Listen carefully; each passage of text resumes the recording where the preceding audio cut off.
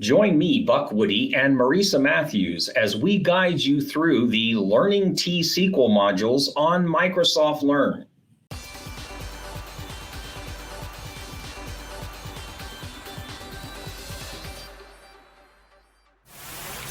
Hey there, Buck. As you know, I manage a lot of events for a team, and I'm currently using spreadsheets to manage all these events.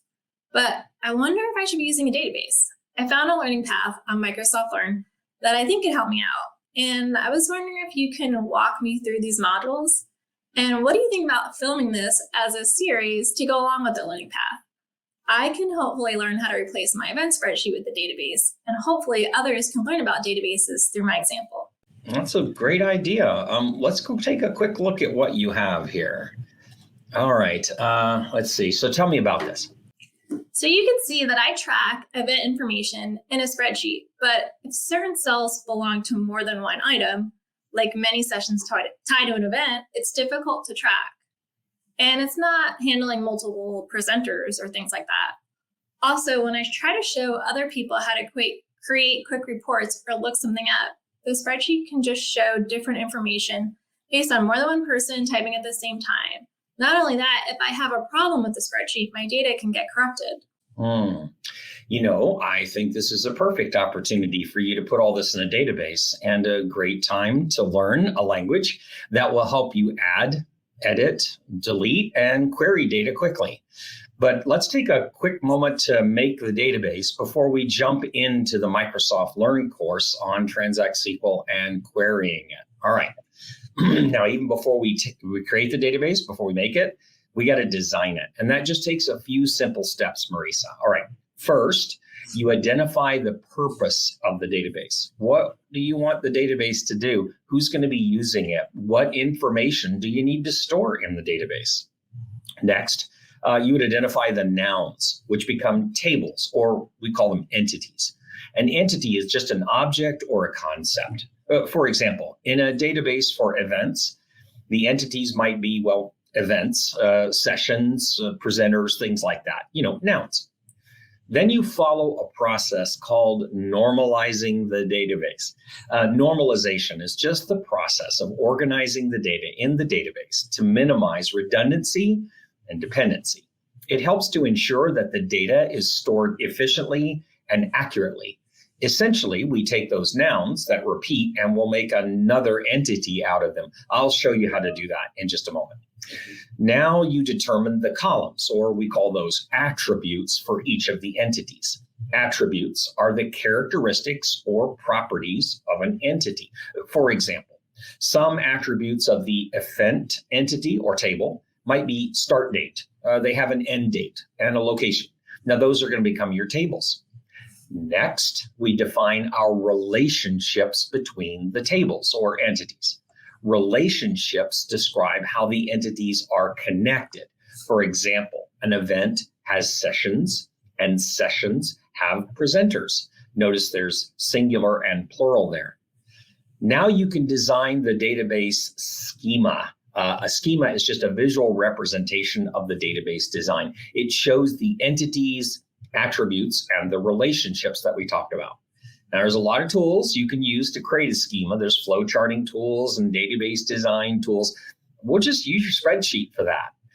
Now we're ready to implement the database. Once the design is complete, we need to create an actual database on a relational database management system, RDBMS, and we'll just use SQL Server. Finally, when you're done, you're going to test it and debug it. It's important to test the database design to make sure it's working correctly and efficiently. You may need to adjust the design or implementation. Okay, so I think I have that all noted down, but how do we start? Okay, well, let's take a look at your spreadsheet here. So we can see we've got some repeating columns here. We've got information that's all shoved into one. We've got the event name and so on. There's clearly some issues we can change. So let's do that noun thing and divide everything out. I've done that here. Here's our big nouns: event, sessions, and presenters. And then here's our, remember we talked about attributes inside the entities. So these are tables or entities. The event has a name. The event has a location. The event has a start date. The event has an end date, and so on. The sessions have a name. The sessions have a length in minutes. The sessions have a technology focus. How many people attended, what the status was, what the score was. The presenters have a name, and maybe we just want to capture their email address or something like that. So we've done our first phase of just breaking out our nouns. Now remember, these will repeat somehow. So we got to have a way to tie them back, those relationships we talked about. We're going to do that with something called a key. Now stick with me here. So if we have our event table, we can give it a number or any kind of a designator. We're just going to use a number, and we call it the ID or whatever we'd like to call it, but that's a key. This one has a key, and this one has a key. What we can do now is make yet another table and take the event ID here and put it here, and the session ID here and put it here. In that way, we can tie a session to an event. And you can see we did that with person to session, and we even did an event to session, and we'll talk more about how that works. Let's take an example to see if it would work. That's always a good way to do this, just work it out. So here we have some events that you've added in. Here's event ID number 1, and then 2, and then 3, and so on. SQL bits, the Azure Data Conference. Here's our locations, here's our start dates, here's our end dates, and so on for each of these. Now we have some sessions because we do know that the intelligent data platform could go to each of these conferences. Maybe that's presented in both of these. So we'll have it just once here, but we can put it in multiple places. We put the information in about this. And then finally, we have people. We have some people that actually do presentations, they're presenters, and other people who just work at the event that we need to track. That's the kind of people you want to use. So we put their information in here like this. Now to tie that back, I can say that session ID 2, which you can see is called creating databases, is at event ID 1, which is SQL bits. So that's how we can tie these together. We'll learn how to do that in the joins section. Now, if we wanted to have Marisa to teach that session, we could simply take Marisa's number, which is 2, and we could tie it to the session ID, which is 2. In that way, we can get all the way from the event and know which sessions are at the event. And not only that, that Marisa is presenting creating databases at this event. Really useful to see it done this way. Now, there's a couple of problems here, though. If I have a session, I may do it more than once. And if I do it more than once, I can't put the attendance here. That's a repeating value. So we just take our design and we fix it. We take those fields out. We make another table called session deliveries.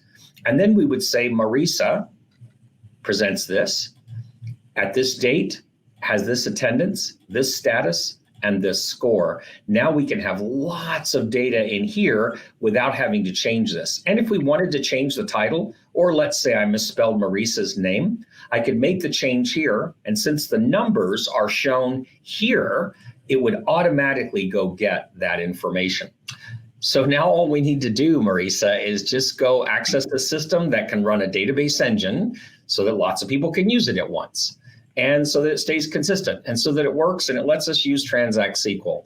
We'll use a Microsoft Azure SQL database since it provides everything we need, performs well, available worldwide, is great security, and it supports Transact-SQL that we'll use to work with your data. You have an Azure subscription, right?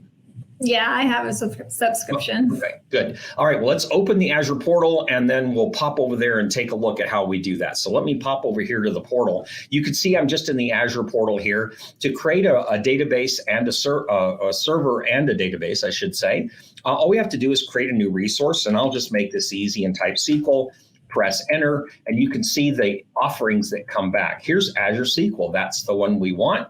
We click in here, we tell it we'd like to create one, and it will literally walk us through everything we need to know to create a single detailed database, and we can just show the help for how to do this and so on.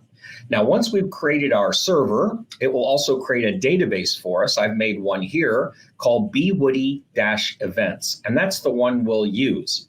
Now, there's lots of query tools that we can do, but with the database sort of up and running, we can open the connection to it using lots of tools from anywhere in the world. But you know what? Let's just use the query tool that's right here in the portal. You can see that link right here, Query Editor, and I've signed in. And we get a little place where we can query things and so on. And now we can use the query tool here to send those commands, the T-SQL commands. And that's the language, once again, we're working on, which is Transact-SQL, or you'll hear people call it T-SQL. So we can now start to learn our first set of Transact-SQL statements. Right now, there's nothing in the database at all. So we'll first use the create command to make all the objects. In this case, is tables, entities that we described in the spreadsheet. And the create table statement has a basic general format of create table, and then you give it the column names. We're going to learn more about that statement in the SQL Server documentation for that topic. But all we're going to do is take the values from your design and turn that into Transact-SQL code. Let me show you. I'll take a look here. So we're just going to take that thing. Remember, we said we were going to make an events entity or table. So create table events. And notice we've just got those column names or attributes listed here. Now you'll learn more about all the rest of these things in just a moment. One of them, as you can see, we've got basic data types that we work with here. All right, so we create the table for sessions, we create the table for people, we create the people IDs and so on. You can see all the keys, our session to events and so on. So once we've created those, we now have our database laid out. Does the uppercase matter? And where are you putting those return lines? Is that important? I'm sorry, yeah, not at all. In fact, the spacing, returns, and case of the statements aren't normally important. We do this to make the code a little bit more readable for other people.